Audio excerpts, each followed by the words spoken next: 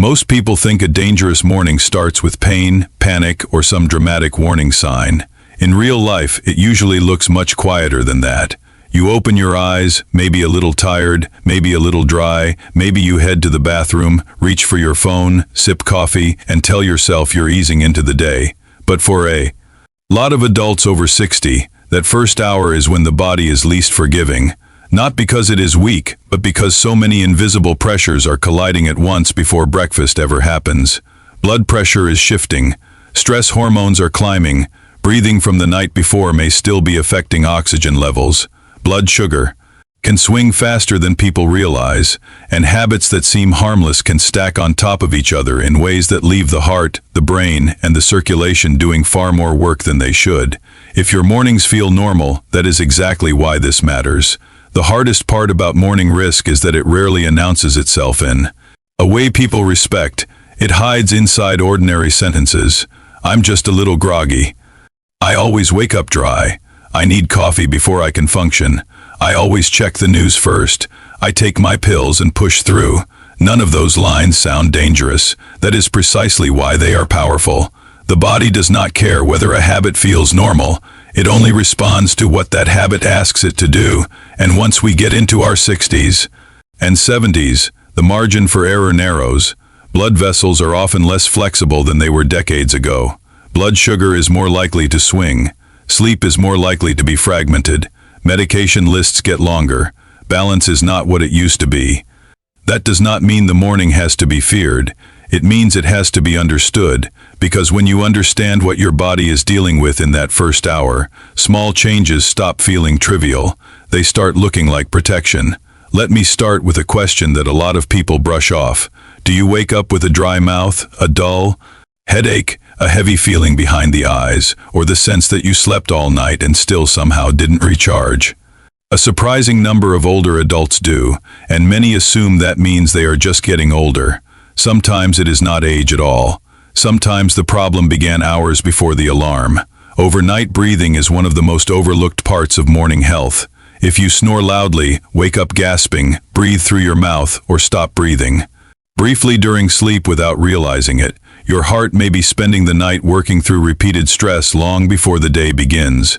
With sleep apnea, oxygen levels can dip again and again, sometimes dozens of times an hour in more severe cases. Each dip pulls the nervous system in the wrong direction. The body responds as if it needs to rescue itself. Heart rate changes. Blood pressure rises. Stress hormones surge. Blood vessels lose some of the quiet recovery time they are supposed to get at night. That matters because the morning does not begin from zero. It begins from wherever the night left you. If your breathing was poor for 6 or 7 hours, you are not waking into a calm internal environment. You are waking into a body that may already be irritated, already inflamed, already leaning toward higher pressure and lower resilience. And here is where the connections start to matter. Poor overnight breathing does not just affect oxygen. It can worsen nighttime, urination, fragment sleep, and make insulin resistance harder to manage. So the person who wakes up tired, makes multiple bathroom trips, and then craves quick sugar in the morning may not be dealing with 3 separate little problems. They may be dealing with one pattern. This is also one reason morning headaches, brain fog, and early palpitations deserve more respect than they usually get. In older adults, untreated sleep apnea has been linked with harder to control blood pressure, irregular rhythms like atrial fibrillation, and higher cardiovascular strain over time. Not in every case, and not all. Snoring means apnea, but enough of the time that it should not be shrugged off. I would much rather see someone bring up a dry mouth and snoring history early than ignore it for 3 years because it seemed too small to mention. So what can you do with that tomorrow morning? Start simple. For the next 7 days, pay attention to the clues you wake up with: dry mouth, morning headache, waking unrefreshed. Bathroom trips more than once or twice, snoring that a partner has noticed. If those are familiar, write them down, not in your head, on paper. Then bring that list to your doctor and ask whether your sleep and breathing deserve a closer look. That one action can change the entire conversation, because you are no longer saying, "I feel off sometimes." You are saying, "Here is the pattern my body keeps repeating. Now think about what happens next." How many mornings begin with urgency? Not panic exactly, but hurry. You have to get to the bathroom. You swing your legs out. You stand before your eyes are fully focused. The hallway is dim. Your balance is not quite there yet. You tell yourself you are fine because you always do this. But that rushed first trip is rougher on the body than most people realize. Overnight, several things have already shifted. You have gone hours without drinking. If you use a fan, breathe through your mouth, or take certain medications, that fluid loss can be more noticeable. If you woke once or twice to urinate, you have lost even more. At the same time, the bladder can create urgency that pushes you to move faster than your circulation is ready for. So the body is trying to solve two competing problems at once. Pressure needs to stabilize, balance needs to stabilize. The bladder wants relief now. That combination is not just uncomfortable. For many seniors, it is one of the most vulnerable moments of the day, and it is not only about falls, although falls matter enormously. It is also about the stress of sudden movement layered onto a body that is still recalibrating blood flow to the brain and the heart. In the early morning, even mild dehydration can make that adjustment less graceful. Add dim lighting, stiff joints, a cold floor, and the instinct to hurry, and suddenly the first 60 seconds after waking become a test of circulation, coordination, and reaction time. There is another piece people miss here. Frequent nighttime urination is not always just a bladder issue. Sometimes it travels with poor sleep, sleep apnea, blood sugar problems, swelling in the legs that shifts when lying down, or medications taken later than ideal. In other words, the trip to the bathroom may be the visible part of a much larger story. When a person tells me, "I'm up 3 times a night and then I rush to the bathroom in the morning," I do not hear an inconvenience. I hear a system that may be asking for attention. So here is the practical move. Give that first bathroom trip a buffer. Before you stand, sit for a moment and let your eyes focus. Put a small light where you do not have to search for it. Keep a stable handhold nearby if balance has been a problem. And if you routinely wake dry, make water part of the first 10 minutes of your morning instead of waiting until after coffee. Not a giant bottle, just enough to remind your circulation that the night is over and support is on the way. If you are waking to urinate multiple times most nights, do not normalize that forever. Bring it up. Patterns that happen every night deserve daylight. Now let me ask something that seems unrelated until it isn't. What is the very first thing that reaches your stomach in the morning? For millions of older adults, it is coffee. Sometimes strong coffee, sometimes coffee and nothing else. Sometimes coffee with sweet creamer, orange juice, toast, a muffin, or whatever is quick. That routine feels harmless because it is common, but the first hour after waking is one of the easiest times to create a metabolic swing that does not stay in the first hour. It follows you into the rest of the day. Even without diabetes, the body naturally raises glucose in the morning. That is part of the wake-up chemistry. Cortisol helps release stored energy so you can get moving. But if the first fuel you add is mostly sugar or refined starch, especially on top of caffeine and an empty stomach, that rise can become a spike. Then comes the drop, and people rarely describe that drop accurately. They say, "I get shaky around 10. I feel edgy. I'm hungry again. My heart feels fluttery. I lose patience. I need another coffee." That is not always a personality issue or a lack of discipline. Sometimes it is basic physiology. This matters more with age because blood sugar regulation is often less forgiving than it used to be. Muscle mass may be lower. Sleep may be worse. Physical activity may start later in the day. Some people are also taking medications that interact with food timing, glucose levels, or caffeine sensitivity. That means the cheerful little breakfast of coffee and a pastry can become a fast-moving strain on energy, mood, and circulation. And again, notice the overlap. Poor sleep the night before can worsen insulin resistance the next morning. So if you slept badly because of snoring or bathroom trips, your blood sugar may be more unstable before you even touch breakfast. One problem is feeding the next. I want to pause here and tell you something I genuinely wish more people knew. I have heard so. Many older adults dismiss these patterns by saying, "That's just how my body is now." And every time I hear that, I slow down, because sometimes it is age, yes, but sometimes it is a fixable sequence that nobody ever helped them see clearly. That moment matters to me, not because I think every symptom is dramatic, but because I know how. Often a small ignored pattern becomes a bigger one simply through repetition. So what is the practical move here? Try building the first meal of the day around steadiness instead of stimulation. Within an hour of waking, give your body some protein and some fiber before you flood it with fast sugar. That could be eggs and fruit, plain yogurt with nuts, oatmeal with chia and a side of protein, or something equally simple and realistic for your life. If coffee treats you well, fine, but pay attention to whether coffee before food makes you shaky, lightheaded, sweaty, or irritable. If it does, do not argue with your body. Feed first. Then decide what caffeine still needs to do for you. There is another morning habit that looks emotionally harmless because it takes almost no physical effort. How often do you let the whole outside world into your nervous system before your own system has even settled? I mean the phone, the headlines, the text message that raises your blood pressure before your feet touch the floor, the email from the insurance company, the bank alert, the family problem waiting on the screen. People think of stress as something big and dramatic, but the body often experiences it as accumulation. One small jolt after another. In the first minutes after waking, your stress hormones are already on their natural rise. That is normal. But when you stack emotional stimulation right on top of that rise, the nervous system can become more reactive than you realize. The heart beats faster, muscles tighten, breathing gets shallower. Some people do not feel this as anxiety. They feel it as restlessness, chest awareness, urgency, or the strange sense that they are behind before the day has even begun. When that happens day after day, the body starts to expect turbulence in the morning. And if your night was already poor, this hits harder. That is another important connection. Fragmented sleep lowers emotional resilience. It makes blood pressure control less stable. It can also make you reach for more caffeine and more sugar, which then makes the next part of the morning rougher still. This is how ordinary habits stop being separate. They become a chain. I am not suggesting you need a silent retreat before breakfast. I am saying the first 10 minutes are precious, and most people are giving them away to things that do not deserve them. The brain does not know the difference between a saber-toothed tiger and a digital message that feels threatening.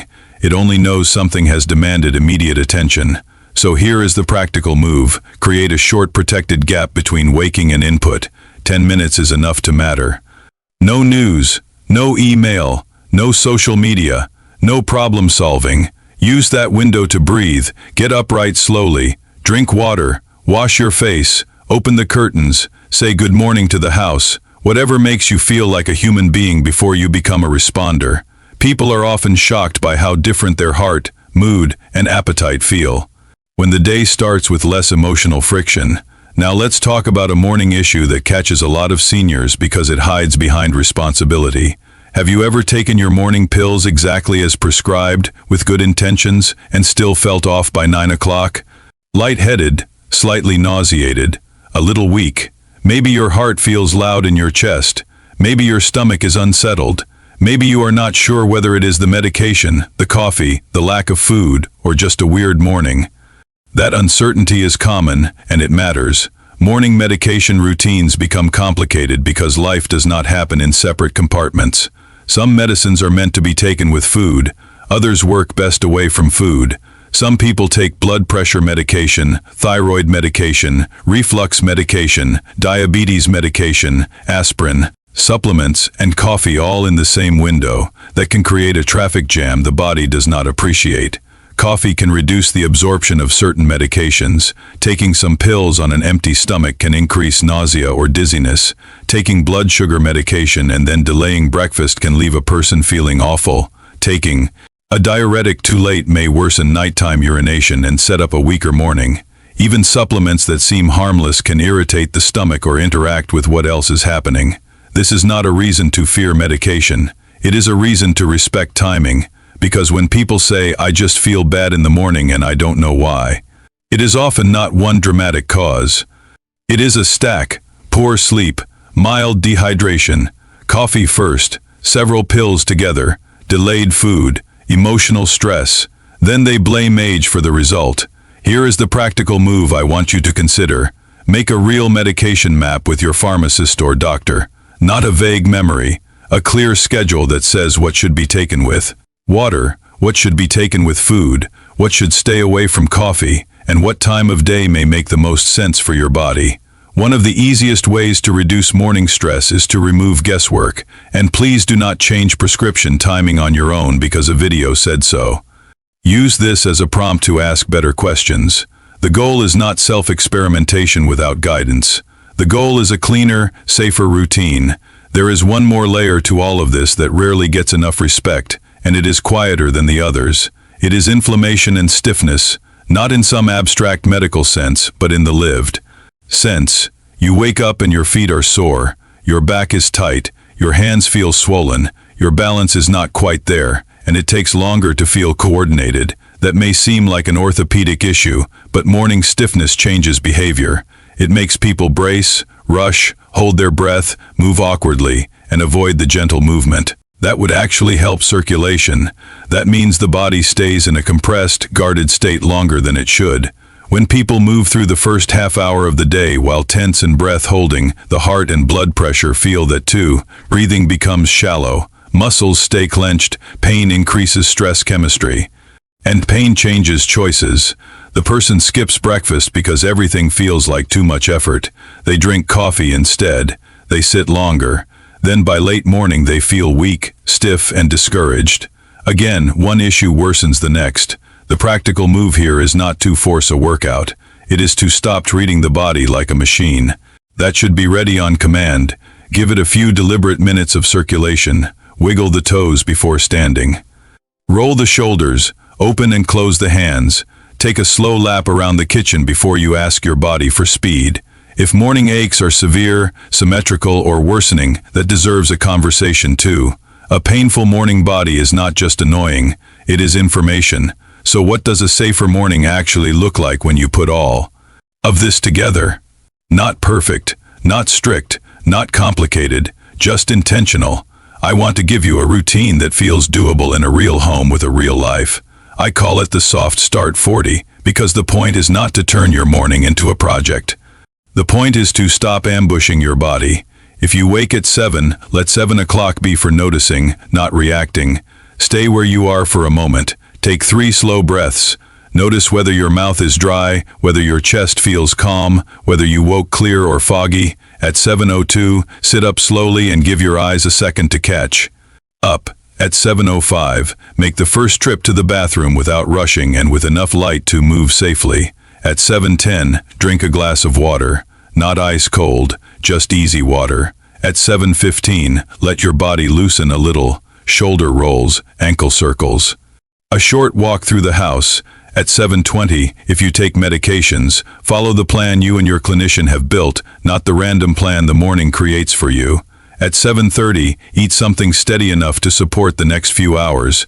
Protein matters here. Fiber matters here. At 7:40, if you want coffee, enjoy it in a body that has already been met with a little care instead of demand. And if you can, keep the phone and the headlines until after that first stretch of the morning has passed. That is not a miracle routine. It is a pressure reduction routine. It lowers the odds that poor sleep, dehydration, urgency, stress, medication confusion, and blood sugar swings will all pile on to the same fragile hour. And that is the real goal. Not a perfect body, a less overwhelmed one. I also want you to remember that symptoms count even when they feel small. Dry mouth counts. Morning headache counts. Waking tired counts. Feeling shaky after coffee counts. Needing to sit down after taking your pills counts. So does getting irritated for no clear reason every morning. The body is often more honest than the story we tell about it. Listen closely enough, and it will tell you where the strain is. If any part of today felt familiar, do not wait for it to become dramatic before you take it seriously. Start with one change tonight that will make tomorrow easier. Put water by the bed. Move a light where you need it. Decide what breakfast will be. Leave the phone alone for 10 minutes. Write down the symptoms you have been excusing. Small preparation has a way of looking very ordinary until you compare it with the cost of neglect. And if this gave you language for something you have been feeling but could not quite explain, I hope you will say so. Leave a comment and tell me which part of your morning you are going to change first. If someone in your life is over 60 and moves through the day saying, "I'm fine," send this to them gently, not to scare them, to help them see what the body has been trying to say in a quieter voice. This is general health education, not personal. Medical advice. Your medical history, medications, and risks are specific to you, and those details matter. If any of these patterns sound familiar, bring them to your own doctor so you can make decisions that fit your body and your health.